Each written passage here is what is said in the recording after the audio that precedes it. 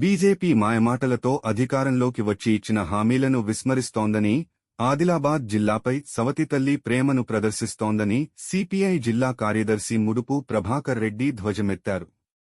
ఆదిలాబాద్ పట్టణంలోని పార్టీ జిల్లా కార్యాలయంలో శుక్రవారం ఏర్పాటు చేసిన మీడియా సమావేశంలో ఆయన మాట్లాడారు.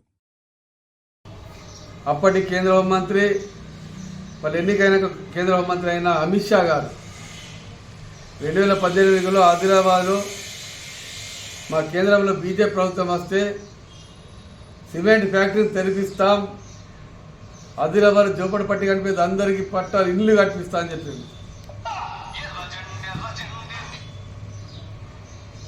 అయితే నేటికి కూడా అది దాదాపు 6 సంవత్సరాలు అయిపోయింది.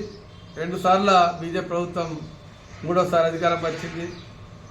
ఈ విధంగా కేంద్రంలో బీజేపీ వచ్చినాక కేవలం మాటలకు పరిమితమై